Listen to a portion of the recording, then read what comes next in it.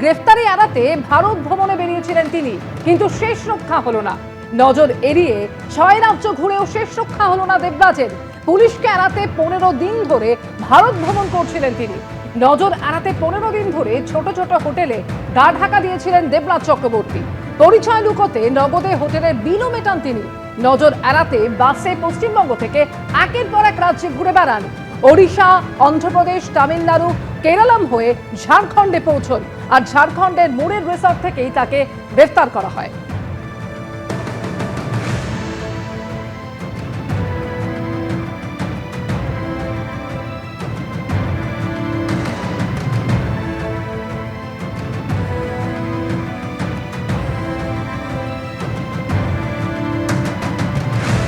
কিভাবে কলকাতা ছেড়ে বিভিন্ন রাজ্যে ঘুরেছেন দেবরাজ? পুলিশের দাবি 15ই জুন কলকাতা ছাড়েন দেবরাজ চক্রবর্তী। সল্টলেকে করুণাময়ী থেকে বাস ধরে প্রথমে পৌঁছে যান পড়শি রাজ্য উড়িষ্যার, তারপর একে একে অন্ধ্রপ্রদেশ, তামিলনাড়ু, কেরালাম হয়ে ঝাড়খণ্ডের জামশেদপুর, ধানবাদ হয়ে মুরির রিসর্টে আশ্রয় নেন দেবরাজ চক্রবর্তী। আর পুলিশের দাবি 15 দিনে মোট 7 বার ঠিকানা বদলে গা ঢাকা দিয়েছেন তিনি।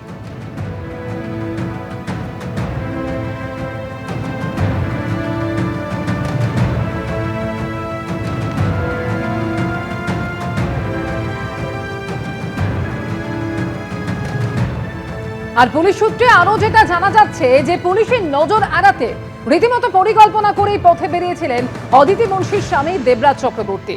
পুলিশের দাবি ওড়িশা থেকে বিভিন্ন রাজ্য হয়ে ঝাড়খণ্ডে পৌঁছানো এবং থাকা খাওয়া সহ যাবতীয় খরচ নগদে মেটান দেবরাজ চক্রবর্তী। গোটা রুটে তিনি গড়ে 1 রাত করে সেখানকার বাস স্ট্যান্ড লাগোয়া ছোট হোটেলে আশ্রয় নিয়েছিলেন, আর আইডি কার্ড হিসেবে ব্যবহার করেছিলেন নিজের ভোটার কার্ড। পুলিশের আরো দাবি ট্র্যাকিং এড়াতেই কিনেছিলেন নতুন মোবাইল, নিয়েছিলেন নতুন সিমও। গ্রেফতারির পর দেবরাজ চক্রবর্তীর থেকে সেই মোবাইল ফোন এবং 20,000 টাকাও বাজেয়াপ্ত করা হয়েছে বলেও খবর পুলিশ সূত্রে। একের পর এক কীর্তি সামনে আসছে এই দেবরাজ চক্রবর্তীর। ট্র্যাকিং এড়াতে তিনি সিম বদল করছিলেন।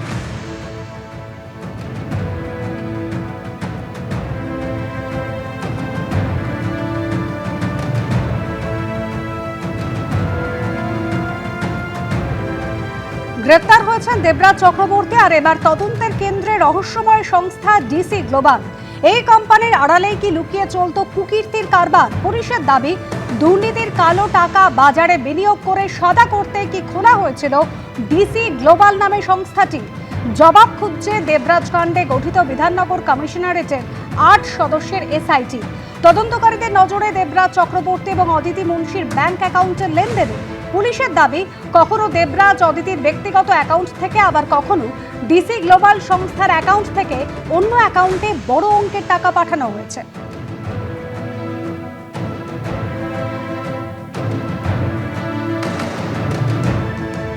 ডিসি গ্লোবাল এই সংস্থা এখন তদন্তের কেন্দ্রে। আর তদন্তে আর কি কি তথ্য উঠে আসছে সে বিষয় নিয়ে আরো জানাবেন আমাদের প্রতিনিধি সুকান্ত মুখোপাধ্যায় আমাদের সঙ্গে রয়েছেন।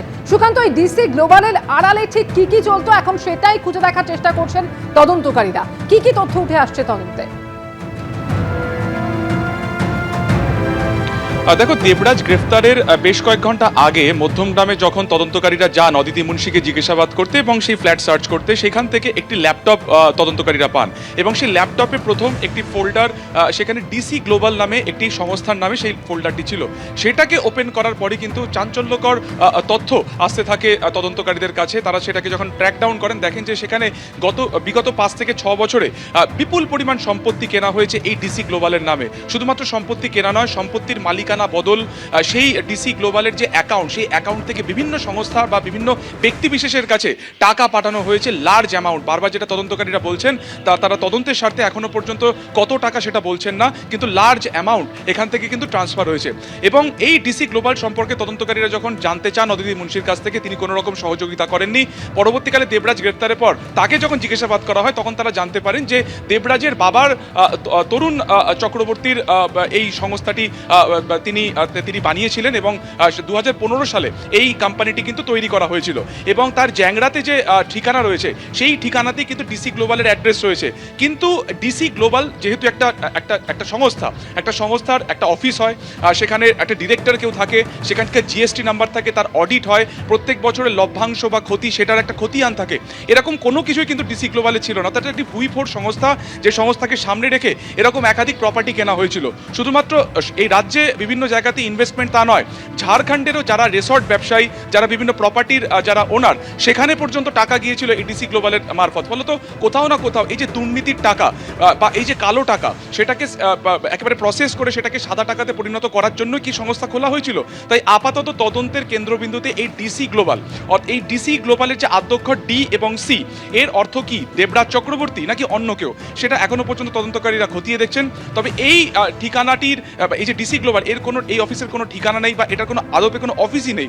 ফলত কিভাবে একটি 1 লক্ষ টাকা শেয়ার ক্যাপিটালে 2015 সালে বানানো একটি সংস্থা কোটি কোটি টাকা ডিলিং করলো, কোটি কোটি টাকা সেই অ্যাকাউন্ট থেকে অন্য অ্যাকাউন্টে গেল, এবং সেটি একটি নির্মাণ সংস্থা, কনস্ট্রাকশনের কাজ করে। কিন্তু আজ 2015 সাল থেকে 2026 এই 11 বছরে এখন এমন কোনো নথিপত্র তদন্ত অভিযুক্ত বা অদিতি মুন্সি দেখাতে পারেনি তদন্তকারীদের যে এই ডিসি গ্লোবালের আন্ডারে কোনো কিছু নির্মাণ হয়েছে বা কোনো রকম কনস্ট্রাকশন হয়েছে, কোনো কিছু নেই। অথচ সেখানে দেখা যাচ্ছে প্রত্যেক বছর বা বছরের মধ্যেও কোটি কোটি টাকার প্রপার্টি কেনা হয়েছে এবং সেই টাকার পরিমাণ লার্জ অ্যামাউন্ট বিভিন্ন অ্যাকাউন্টে গেছে। তাই তদন্তের আওতাতে এই সংস্থা কার নামে এটা খোলা হয়েছিল সেটাও তদন্তকারীরা জানতে চাইছেন। কারা কারা শেয়ার হোল্ডার ছিলেন সেটা তারা জানার চেষ্টা করছেন, এবং এই সংস্থার মারফত কারা কারা বেনিফিটেড হয়েছেন, কোথায় কোথায় টাকা গিয়েছে, কোথায় কোথায় এই স্থাবর অস্থাবর সম্পত্তি কেনা হয়েছে, কার নামে মালিকানা বদল করা হয়েছিল এই সংস্থার থেকে, পুরো বিষয়টা খতিয়ে দেখা হচ্ছে। এবং মূলত যেটা তদন্তকারীরা চেষ্টা করছে যে ডিসি গ্লোবালকে ক্র্যাক করে তারা এই দুর্নীতির টাকার উৎসস্থলে পৌঁছতে চাইছেন তদন্তকারীরা, এবং এটা নিয়েই দেবরাজ চক্রবর্তীকে টানা জিজ্ঞাসাবাদ করা হচ্ছে তদন্তকারীদের তরফে। ধন্যবাদ সুকান্ত। গ্রেপ্তার দেবরাজ চক্রবর্তী আর তার সম্পর্কে তথ্য পেতে এবার বিধায়কের স্ত্রী অদিতি মুন্সিকেও জিজ্ঞাসাবাদ করা হচ্ছে, এবং পুলিশের যেটা দাবি যে বুধবার দেবরাজ চক্রবর্তীকে গ্রেপ্তারের দিনই তার স্ত্রী অদিতি মুন্সি, যিনি প্রাক্তন বিধায়ক, তাকে জিজ্ঞাসাবাদ করতে তাদের মধ্যম গ্রামের বাড়িতে পৌঁছে যায় বাগুইআটি থানার মহিলা পুলিশ অফিসাররা। তার স্বামী দেবরাজের বিরুদ্ধে ওঠা গুচ্ছ অভিযোগের বিষয়ে রাজারহাট গোপালপুরে প্রাক্তন তৃণমূল বিধায়ককে বেশ কয়েক ঘন্টা জিজ্ঞাসাবাদ করা হয়েছে। বলছি কিছু বলবে?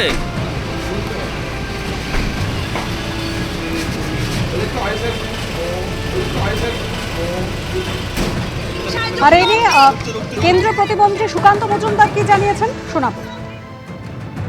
1300 কোটি না 1500 কোটি এনার সম্পত্তি শোনা যাচ্ছে, এবং এই সম্পত্তি আমার যেটা মনে হয়, যদি এই পরিমাণ বিপুল সম্পত্তি থাকে তাহলে এই সম্পত্তি শুধু দেবরাজের সম্পত্তি না, এর মধ্যে অভিষেক বন্দ্যোপাধ্যায়েরও কিছু সম্পত্তি আছে ওর নামে করা বা ওনার স্ত্রীর নামে করা, এই সবই তদন্ত হওয়া উচিত। প্রমোটার থেকে শুরু করে অটো চালক সকলের থেকেই নাকি তোলা নিয়েছেন প্রাক্তন তৃণমূল কাউন্সিলর দেবরাজ চক্রবর্তী। গ্রেফতার হতেই সামনে আসছে ভুরি ভুরি অভিযোগ। দেবরাজ চক্রবর্তীর সম্পত্তির পরিমাণ নিয়ে নানান দাবি করেছেন বিজেপি নেতারা। 30 লাখ টাকা সেটেলমেন্ট হয়েছে, দেবরাজ টাকা নিয়েছে। হ্যাঁ, টোটাল 25 থেকে 26 লাখ টাকা টোটাল দেবরাজের হাতেই গেছে। বাগুইআটির বেতাজ বাদশা, তার কথা শেষ কথা, কারণ তার মাথায় নাকি ক্যামাক স্ট্রিটের হাত। তৃণমূল থেকে বিদ্রোহ করে কয়েক মাসের জন্য কংগ্রেস গিয়ে আবার তৃণমূলে প্রত্যাবর্তন, কারণ টাকা তো শাসক দলের ছত্রছায়ায়। যত গড়ে উঠেছে বহুদল, যত বেড়েছে কলকাতার পার্শ্ববর্তী বাগুইআটি, রাজারহাট, তেঘড়িয়া, ততই উঠতে শুরু করেছে টাকা, বেড়েছে লেনদেন, তোলাবাজি কার্যত প্রাতিষ্ঠানিক রূপ নিয়েছে, কারণ পুলিশ তো পকেটে। চেয়েছিল 1,50,00,000 অফার হয়েছিল, 27 দিয়েছিলাম, তারপরে আর বাকিটা দিতে দেরি হয়েছিল, আমাকে ডেকেছিল, যেতে 2 দিন লেট করেছি বলে লোকজন পাঠিয়ে কাজ বন্ধ। ফর্মুলাতে টাকা তুলতো সব দেবরাজ চক্রবর্তী তুলত। বিধাননগর পুরসভার প্রাক্তন কাউন্সিলর দেবরাজ চক্রবর্তীর সম্পত্তির পরিমাণ নিয়ে নানা অভিযোগ করছে বিজেপি। দেবরাজ চক্রবর্তী জাস্ট একটা নাম নয়, মমতা বন্দ্যোপাধ্যায় এবং অভিষেক বন্দ্যোপাধ্যায় জায়গায় জায়গায় ভাইপো তৈরি করে উঠলো। সেরকম ভাইপো যদি ক্লাস ধরা হয় তো উত্তর 24 পরগনার ভাইপো হলো দেবরাজ চক্রবর্তী। কয়লা, বালি, গরু যে সিন্ডিকেট, তার টাকা এখান থেকে যাওয়া, এখানে ম্যানেজ করা, তার দায়িত্ব ছিল দেবরাজ চক্রবর্তী। শুধু এখানেই থেমে থাকে না সব কিছু, পুলিশের পোস্টিং কি হবে, ডিসি কে হবে, কোন থানার আইসি কে হবে, এবং তার বদলে বিপুল টাকা সেটাও চালাতো এই দেবরাজ চক্রবর্তী। বাংলার মা বোনেদের লক্ষ্মীর ভাণ্ডার দেওয়ার নাম করে তৃণমূল কংগ্রেসের এক একজন নেতা বাড়িতে যে কোন কুবেরের ভাণ্ডার তৈরি করেছিল তার অসংখ্য উদাহরণের মধ্যে একটা উদাহরণ হচ্ছে এই দেবরাজ চক্রবর্তী। তৃণমূলের নেতা হওয়ার পরে, কাউন্সিলর হওয়ার পরে, বউ এমএলএ হওয়ার পরে এখন মানে বাজার করতে যেত বিদেশি গাড়ি চেপে। দেবরাজ চক্রবর্তীর বিরুদ্ধে ওঠা অভিযোগের তদন্ত করছে ইডিও। উজ্জ্বল মুখোপাধ্যায় ও সৌমিত্র রায়ের রিপোর্ট, এবিপি আনন্দ। শিবাশ্রয় নিয়ে অভিষেক বন্দ্যোপাধ্যায়ের বিরুদ্ধে দায়ের হলো নতুন মামলা। ডায়মন্ড হারবারের বাসিন্দা এক ব্যক্তির অভিযোগের ভিত্তিতে 27টি ধারায় মামলা রুজু হয়েছে ডায়মন্ড হারবারের তৃণমূল সাংসদের বিরুদ্ধে। বিএনএস এর পাশাপাশি West Bengal clinical establishment act এবং ড্রাঙ্ক অ্যান্ড কসমেটিক্স আইনেও রুজু হয়েছে এই মামলা। লাইসেন্স ছাড়া ওষুধ বিক্রি বা মজুদ, অবৈধভাবে ক্লিনিক বা চিকিৎসা প্রতিষ্ঠান পরিচালনা করা, লিঙ্গ নির্ধারণ সংক্রান্ত বেআইনি কার্যকলাপ, তেজস্ক্রিয় জিনিসের অবৈধ ব্যবহার ও সংরক্ষণ, একাধিক চাঞ্চল্যকর অভিযোগ উঠেছে অভিষেক বন্দ্যোপাধ্যায়ের সেবাশ্রয় প্রকল্প নিয়ে। 6টি আইনের 27টি ধারায় মামলা রুজু হলো ডায়মন্ড হারবারের তৃণমূল সাংসদের বিরুদ্ধে। ভারতীয় ন্যায় সংহিতার একাধিক ধারা যেরকম দেওয়া হয়েছে, তার পাশাপাশি ড্রাগস অ্যান্ড কসমেটিক্স অ্যাক্টের বিভিন্ন ধারা দেওয়া হয়েছে ক্লিনিক্যাল এস্টাবলিশমেন্ট অ্যাক্টের ধারা দেওয়া হয়েছে, জাতীয় মেডিকেল কমিশনের নিয়ম মানা হয়নি বলে একাধিক ধারা। বিজেপি নেতা অভিজিৎ দাস ওরফে ববির পর এবার অভিযোগ করেছেন সুখদেব দাস নামে ডায়মন্ড হারবারের রায়নগরের এক বাসিন্দা। পুলিশ সূত্রে খবর, গত 2 তারিখে অভিযোগকারী ডায়মন্ড হারবার থানায় একটি লিখিত অভিযোগ দায়ের করেন। সরাসরি অভিযোগ করা হয় অভিষেক বন্দ্যোপাধ্যায়ের বিরুদ্ধে। প্রতারণা, জালিয়াতি, অপরাধমূলক বিশ্বাসভঙ্গ, বেআইনিভাবে চিকিৎসা সেবা প্রদানের ফলে জনস্বাস্থ্য ও নিরাপত্তা ঝুঁকির মুখে পড়েছে, এরকম নানা অভিযোগ করা হয়। যদিও ক্যামেরার সামনে এ নিয়ে কিছু বলতে চাননি অভিযোগকারী। নো কমেন্টস, এখনো পর্যন্ত বলার মতো কিছু আসেনি। কমপ্লেনটা করেছেন আপনি? আমি বললাম নো কমেন্টস, এখনো বলার মতো কিছু আসেনি। অভিযোগের ভিত্তিতে এফআইআর দায়ের হয়। ভারতীয় ন্যায় সংহিতা বা বিএনএস এর 16টি ধারায় রুজু হয়েছে মামলা। 318-র 4 ধারায় প্রতারণা, 319-এর 2 ধারায় অন্যের পরিচয় দিয়ে প্রতারণা, 335 ধারায় মিথ্যা বা জাল নথি তৈরি করা, 336 নম্বর ধারায় জালিয়াতি, 338-এ গুরুত্বপূর্ণ নথি জাল করা এবং সেই জাল নথিকে আসল হিসেবে ব্যবহার করা, ভেজাল বা ক্ষতিকর ওষুধ সংক্রান্ত অপরাধ, ভেজাল ওষুধ বিক্রি বা সরবরাহ, নকল বা ভুয়ো ওষুধ বিক্রি বা বিতরণ, ওষুধ সংক্রান্ত প্রতারণামূলক বা বেআইনি কার্যকলাপ, মানুষের জীবন বা ব্যক্তিগত নিরাপত্তা বিপন্ন করার মতো কাজ, আঘাত বা গুরুতর আঘাতের সঙ্গে সম্পর্কিত অপরাধ, অপরাধমূলক ষড়যন্ত্র, সংগঠিত অপরাধে সহায়তা এবং একাধিক ব্যক্তি এক উদ্দেশ্যে অপরাধমূলক কাজের অভিযোগে রুজু হয়েছে মামলা। এর আগে গত 1 তারিখ সেবাশ্রয় নিয়েই দক্ষিণ 24 পরগনার বিষ্ণুপুর থানায় অভিযোগ দায়ের করেন বিজেপি নেতা অভিজিৎ দাস ওরফে ববি। এই যে পুরো ব্লাফবাজি করেছে অভিষেক আমাদের এখানকার জনগণের সঙ্গে, ও এখানকার সনাব্দ সয়েল নয়, ও হচ্ছে বহিরাগত, অথচ আমাদের মানুষদের ঠকিয়েছে। এখানে পঞ্চায়েত নির্বাচন করতে দেয় না, কোনো কিছু করতে দেয় না, ও পুরো সন্ত্রাসী কাজ কারবার চলছে ওর, এবং এখান থেকে কোটি কোটি টাকা শুধু লুট করেছে, ফোর্সফুলি এক্সপায়ারি ডেটের ওষুধ খাইছে। নতুন অভিযোগের ভিত্তিতে যে মামলা রুজু হয়েছে তা তদন্ত শুরু করেছেন ডায়মন্ড হারবারের এসডিপিও। সন্দীপ সরকার ও পার্থপ্রতিম ঘোষের রিপোর্ট, এবিপি আনন্দ। সেবাশ্রয় ক্যাম্প থেকে সরকারি হাসপাতালের বদলে পাঠানো হতো বজবজের একাধিক বেসরকারি হাসপাতাল বা নার্সিংহোমে। তারপর বিনামূল্যে চিকিৎসার কথা বলে টাকা কেটে নেওয়া হতো স্বাস্থ্যসাথী কার্ড থেকে। এমনই অভিযোগ করলেন সরকারি চিকিৎসক এবং অভিষেক বন্দ্যোপাধ্যায়ের সেবাশ্রয়ের দায়িত্বে থাকা চিকিৎসক। তার দাবি, এভাবেই কোটি কোটি টাকা তছরূপ করা হয়েছে। আমার কাছে অদ্ভুত লেগেছিল যখন পেশেন্ট আসছে, পেশেন্ট থেকে রেফার করা হচ্ছে কয়েকটি বেসরকারি হাসপাতাল যেগুলো বজবজে আছে, সেই কয়েকটি বেসরকারি হাসপাতালে। ইতিমধ্যেই সেবাশ্রয় নিয়ে তদন্তে নেমেছে ডায়মন্ড হারবার জেলা পুলিশ। জামিন অযোগ্য সহ 27টি ধারায় মামলা রুজু হয়েছে। আর এই প্রেক্ষাপটে সেবাশ্রয় ও সেবাশ্রয় 2 নিয়ে কোটি কোটি টাকা আর্থিক তছরূপের মতো বিস্ফোরক অভিযোগ করলেন ডায়মন্ড হারবার মেডিকেল কলেজের চিকিৎসক এবং অভিষেক বন্দ্যোপাধ্যায়ের সেবাশ্রয় এবং সেবাশ্রয় 2 এর কোঅর্ডিনেটরের দায়িত্ব পালন করা মনবুর আলী। অভিযোগ, ক্যাম্পে আসা রোগীদের পাঠানো হতো বেসরকারি হাসপাতালে। সেখানে ফ্রি বলে ভর্তি করিয়ে স্বাস্থ্যসাথী কার্ড ব্যবহার করে টাকা তুলে নেওয়া হতো। ওই প্রাইভেট হাসপাতালে পাঠাচ্ছে, 10 থেকে 12 দিন করে পেশেন্টকে বুঝিয়ে ভর্তি রাখছে যে তোমার ফ্রিতে হয়ে যাবে। এবার গরিব মানুষ তারা একটা এমআরআই করাতে গেলে দেখছে ফ্রিতে হয়ে যাচ্ছে, 10 থেকে 12 দিন করে ভর্তি রাখা হচ্ছে এবং সেই যে 10-12 দিন ভর্তি রাখলো সেই স্বাস্থ্যসাথী কার্ডের মাধ্যমে সেখানে টাকা তোলা হয়েছে। এভাবে ঠিক কত টাকা তোলা হয়েছে? অভিযোগকারী চিকিৎসকের দাবি অঙ্কটা মাথা ঘুরিয়ে দেওয়ার মতো। সাধারণ সরকারি হাসপাতালে যে চিকিৎসা বিনামূল্যে পাওয়া যায় সেটাই বেসরকারি হাসপাতালে গেলে প্রতিদিন সব মিলিয়ে 2 থেকে 3 হাজার টাকা খরচ পড়ত। অর্থাৎ একজন রোগীকে 10 দিন বেসরকারি হাসপাতালে ভর্তি রাখতে পারলেই মিলত 30 থেকে 40 হাজার টাকা। প্রতিদিন বিভিন্ন বেসরকারি হাসপাতালে 100 জন রোগীকে ভর্তি করলে টাকার অঙ্কটা 3 থেকে 4 কোটি টাকায় পৌঁছে যায়।